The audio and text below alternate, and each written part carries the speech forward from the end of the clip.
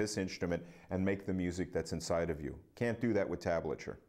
My opinion, I hope it's helpful, and I share it with love. I want to make sure that people understand this and maybe consider another way to learn how to play. We need colleagues out there.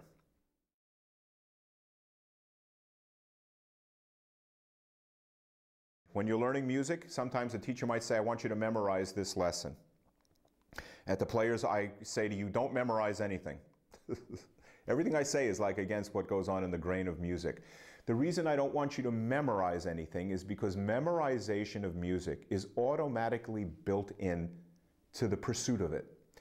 And I'll go with anything. I know this, that nobody has deliberately memorized a recipe. I know that no one has deliberately memorized the route to your friend's house when driving. I know that nobody has deliberately memorized anything at all that hasn't automatically come into memory.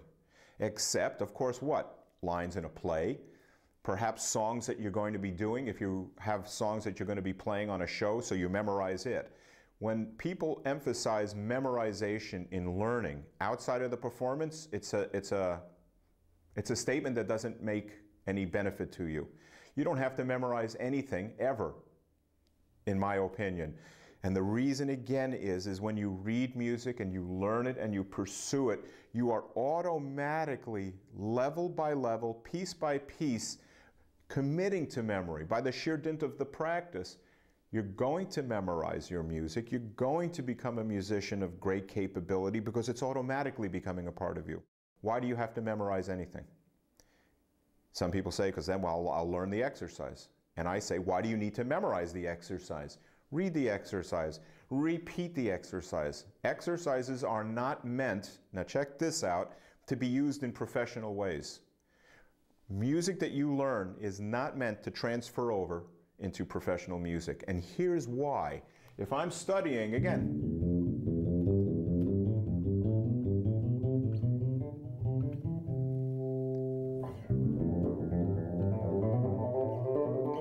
if I'm playing this line as a study exercise, what gig is that applicable in?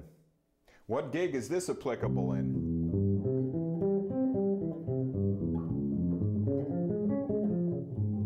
What gigs are these usable? What gig uses an F scale? What gig uses a G scale? The answer is practically no gigs. Practically no gigs utilize these elements that you study. The thing that many teachers have not told you is what you study is not what you use. You don't practice for the gig, you practice for the instrument. You don't practice for the gig, you practice for the artful understanding and the artful growth that you get in a relationship with the instrument. That's what practice is. That's why you don't need to memorize anything. Memorization is automatically built in, unless there's a gig Saturday night. There's some tunes here. I would say many people watching this don't work professionally. If you do, you may recognize that you'll have to read on the gig, or if you're in a self-contained band, you'll rehearse. If you rehearse, you have a chance to commit to memory the music automatically anyway. So as a learning musician, again, you may have caught on by now, I separate categories. As a learning musician, don't memorize. My suggestion.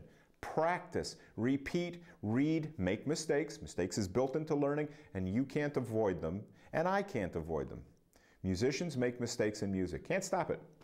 Impossible. The lottery is more sure. You cannot stop mistakes in music. Cannot be done. Don't try. When it happens, you may repeat that mistake 12, 15, 16 times. It doesn't matter, because in my mind, you needed 17 times to get it. If you make that error 16 times, that's what it was necessary. You're going to have to get into the situation and get into the practice to come out clean. And that's what a musician does. And by doing that, you get better in pieces, you get better in continuous levels, and you don't have to suffer a sort of unnecessary element of memorization because it's automatically built in.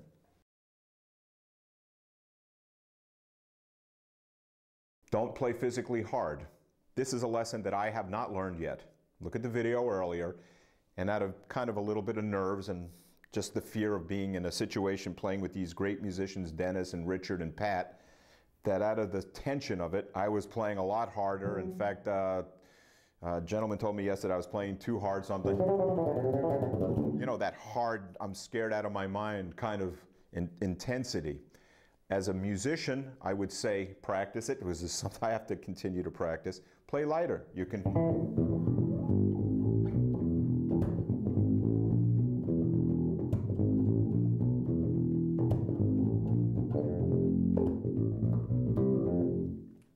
Play lighter and make these notes speak. Again, if I went through a large system of amplifiers, other than my Mark bass combo amps, which I prefer, that's not an ad. That's sort of a support for great tone and small packages with a lot of output. So I'm very proud of these amps. But if you happen to play bigger amps than I do, turn them up and play lighter.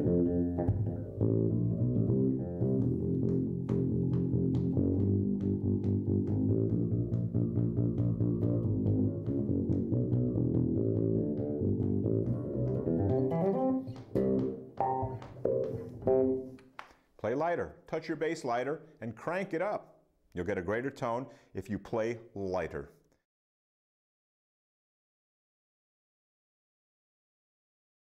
Finally, as a learning musician, have patience, because you aren't going to see great improvement, but you will see little bits of improvement and over a period of time. And sometimes the great reward does come where, wow, this was easier.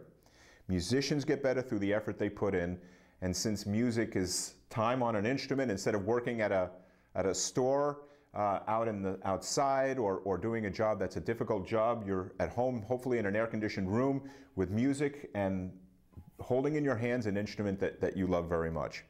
And I hope this section, this Music Principles, this Players School of Music, Music Principles, I hope this was helpful to you.